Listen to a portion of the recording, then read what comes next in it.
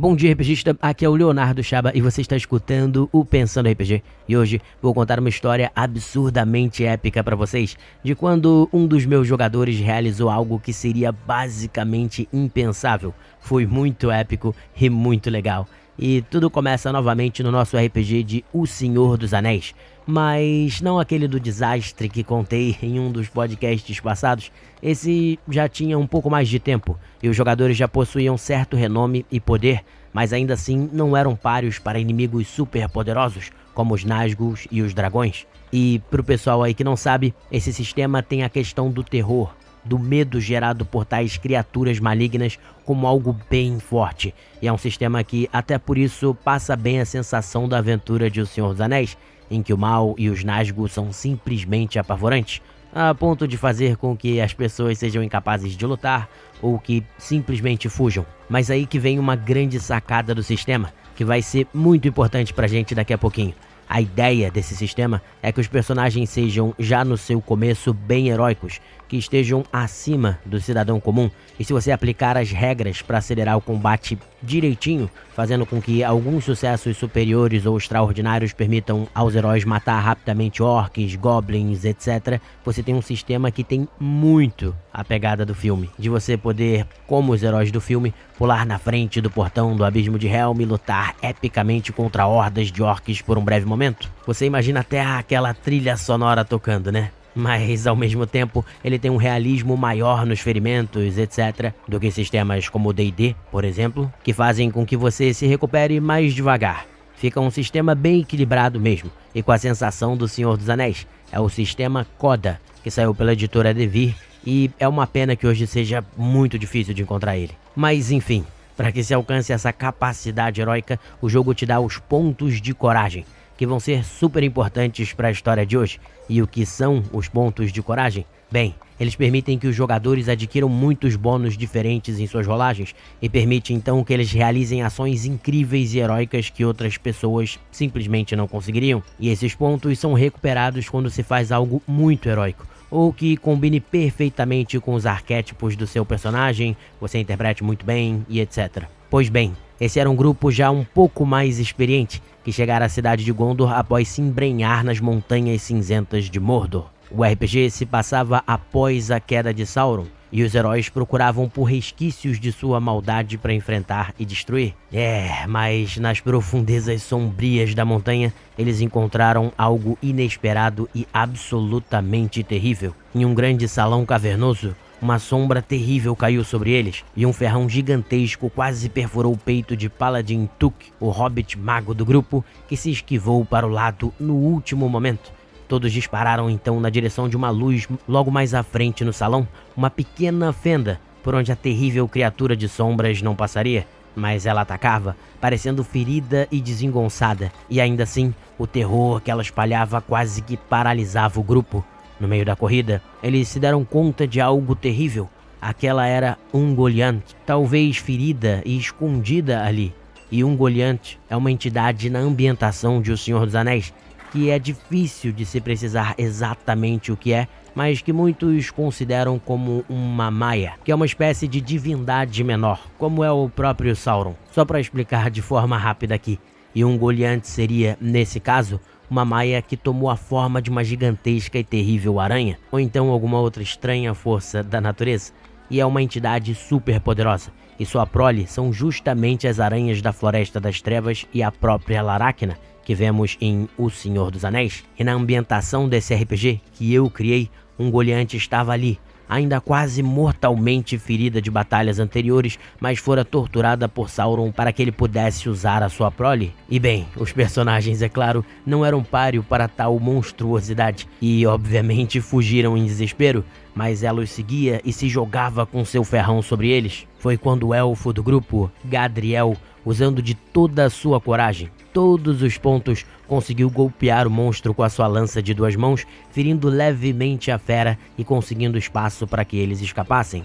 E esse sistema tem algo que é muito legal, que é o fato de que armas que foram usadas para fazer coisas incríveis receberam algum bônus em função desse renome. Por exemplo, a espada de Elendil, por ter sido usada para cortar o dedo de Sauron, passou a ter um renome, como Narsil, e depois reforjada, como Andúril, quando passou a ser utilizada pelo Aragorn. E seu brilho, por causa disso, traz pavor aos orcs e aos servos de Sauron.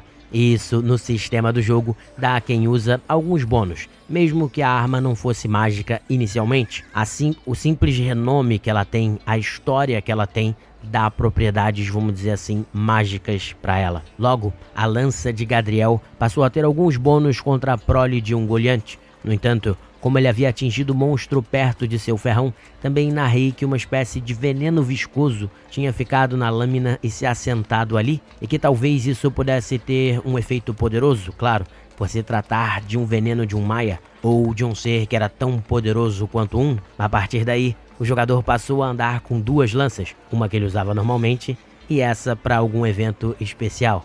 Mas eles chegaram em Gondor, como eu falei, e de lá foram lutar em outras áreas da Terra-média, e a lança foi sendo esquecida, mais por mim do que pelo jogador, que seguia ali, sem nunca esquecer da sua arma. Eis que um novo inimigo começava a assolar a Terra-média, um Maia, general de Morgoth, que ressurgira tomando a forma de um orc com um rubi vermelho em um dos olhos para comandar os orcs e seres vis que ainda restavam no continente. Sua forma predileta, porém, não era desse orc, era de um enorme dragão de fogo. Foi como fora conhecido na época de Morgoth, em que ajudou a transformar, através da magia negra, alguns dragões de fogo em dragões alados, como os Smaug.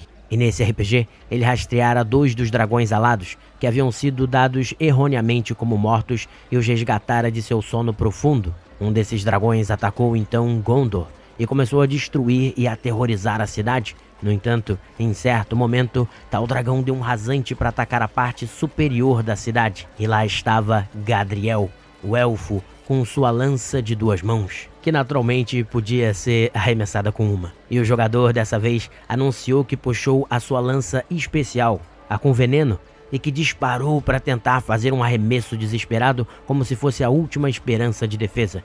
E ele arremessou a lança, usando toda a sua coragem. E aí veio o momento de maior sorte que eu já vi na minha vida. Nesse sistema, quando você rola para fazer o seu ataque, você rola 2 dados de 6. E caso tire 6 e 6, você rola um dos dados novamente. E caso role novamente 6, você rola de novo. E de novo, até não tirar mais 6. Eis que o jogador rola e tira, claro, 6 e 6. Mas ele rola de novo e tira 6. E 6 por mais uma vez, e nesse momento já estava todo mundo na mesa rindo. Ele rola e tira 6 de novo, e 6 mais uma vez, e finalmente um 4. Pois é, foi isso mesmo, algo completamente absurdo. Numa rolagem que deveria ter 12 como número máximo, e mais os seus modificadores, ele tirou 40. Isso mesmo, 40. E aí, quando eu adicionei todos os modificadores, mais o número da rolagem dele, deu algo muito, muito alto. Então, assim, mesmo para acertar um dragão, que é um monstro absurdo nesse cenário, ele teve um sucesso muito acima do necessário. Acho que mais de 20 pontos acima do necessário. Nesses casos, o sistema sugere que você não só dê o dano máximo, como possa colocar outros efeitos, como morte instantânea até. No entanto, é claro, tratava-se de um dragão, e a lança por si, mesmo com um ataque máximo, não faria muita coisa. Mas por causa do sucesso absurdo e principalmente por causa do veneno de Ungoliant, um ser muito mais poderoso do que o dragão, eu tive que aproveitar o momento épico. E narrei. Você saiu correndo em desespero até quase o precipício do pátio do Palácio de Gondor, de onde Denethor se jogara fazia alguns anos antes, e arremessou a lança com toda a sua força. Você viu ela voar na direção do dragão e viu que ela conseguiu penetrar as escamas, mesmo que não muito, exatamente onde era o seu coração. E inicialmente, pareceu que nada tinha acontecido. Você viu o monstro alado voando ali sobre a cidade em sua rota para escapar, causando terror em cada alma ali presente. Mas de repente, suas asas falharam e ele despencou para a direita numa velocidade incrível, atingindo o chão em um baque horroroso que chegou a fazer a terra tremer. Os outros olharam para você com olhos esbugalhados. Todo mundo ficou em silêncio, mal podendo acreditar no que acontecera. E pois é, o dragão caiu, morto, o que fez todos ficarem chocados, em silêncio. Mas romperam depois em aplausos e em comemorações. O próprio jogador ficou ali meio chocado e interpretou assim também a reação de Gadriel, o seu personagem. Depois, eles foram lá até para resgatar a lança e a arma passou a ter um renome incrível também e a causar medo em todos os servos do mal. Eu até acabei usando ela em um outro RPG. E assim, tivemos na nossa mesa o que creio ser o momento mais épico de todos os nossos RPGs de O Senhor dos Anéis. E é isso aí, pessoal. Espero que tenham gostado da história e também das ideias. E até o próximo episódio. Grande abraço.